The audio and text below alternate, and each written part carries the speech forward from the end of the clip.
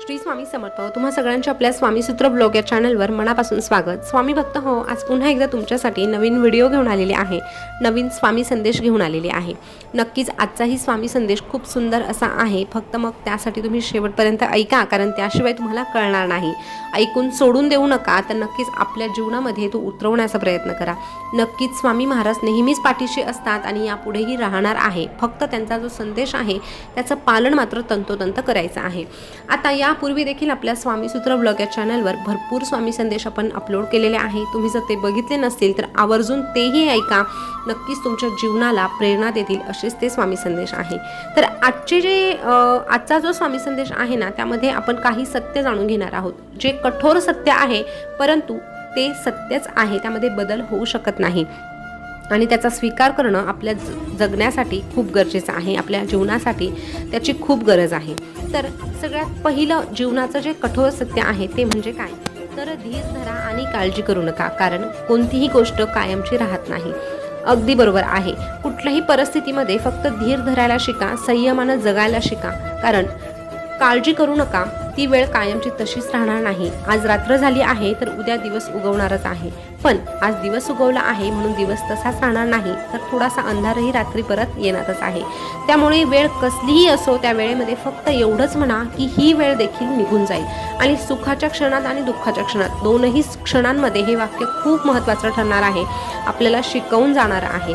तर आता सुखाच्या क्षणांमध्ये आपल्याला हे वाक्य काय शिकवणार बरं, ही वेळही निघून जाईल. तर हे वाक्य आपल्याला हे शिकवेल की हा जो सुखाचा प्रसंग आला आहे तो कायम राहणार नाही. कदाचित पुढे आपल्याला दुःखालाही सामोरं जावं लागेल. त्यामुळे या सुखामुळे तुझ्यामध्ये अहंकार निर्माण होऊ देऊ नको, गर्व होऊ देऊ नकोस, आणि तुझे जे पाय आहे ते जमिनीवरच राहू दे, हे आपल्याला शिकवून जाणार आहे.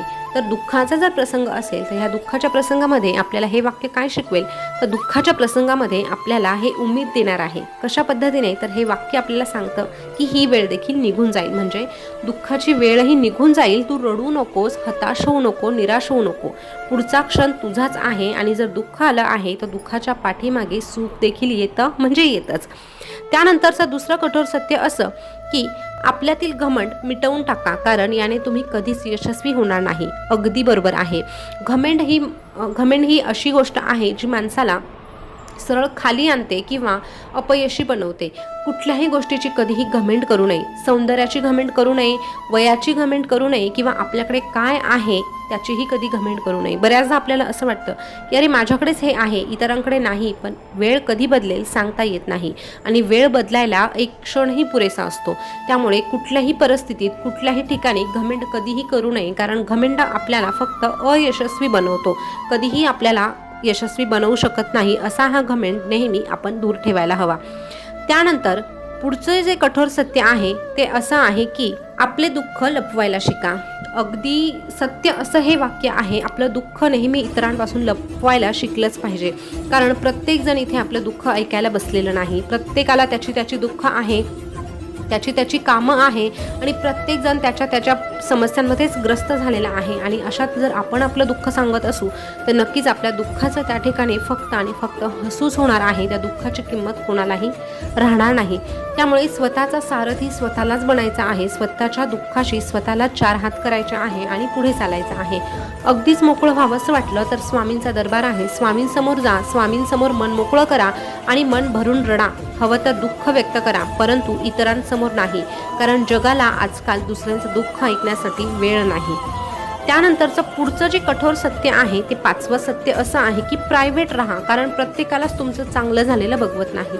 नक्कीच कधीतरी आपण प्रायव्हेट राहायला हवं. पर्सनल गोष्टी आपल्या काहीतरी असायला हव्या, जगापासून वेगळ्या स्वतःसाठी काहीतरी गोष्टी असायला हव्या.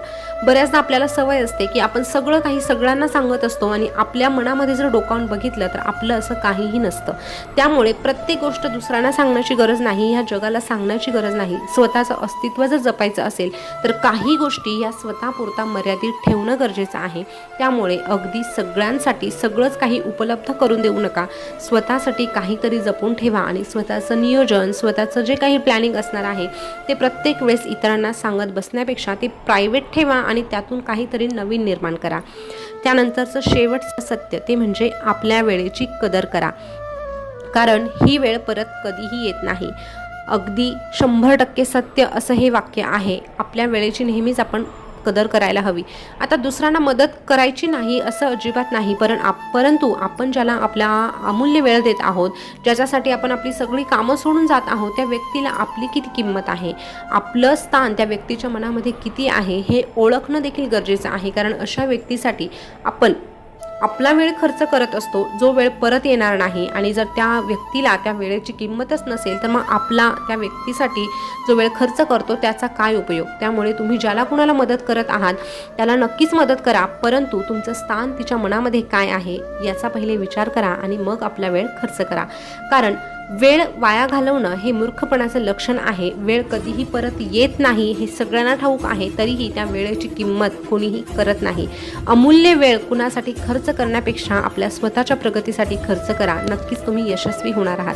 तर स्वामी भक्त हो, आजचा असा स्वामी संदेश होता जो नक्कीच तुम्हाला जीवनासाठी प्रेरणा देणारा आहे. तर कसा वाटला हा स्वामी संदेश कमेंटमध्ये आवर्जून सांगा आणि असेच नवनवीन स्वामी संदेश ऐकण्यासाठी आपल्या स्वामीसूत्र ब्लॉग या चॅनलला सबस्क्राईब करा. पुन्हा भेटूया, तोपर्यंत स्वस्त रहा, मस्त रहा आणि आपल्या स्वामीसूत्र ब्लॉगवरचे स्वामी संदेश ऐकत रहा. धन्यवाद.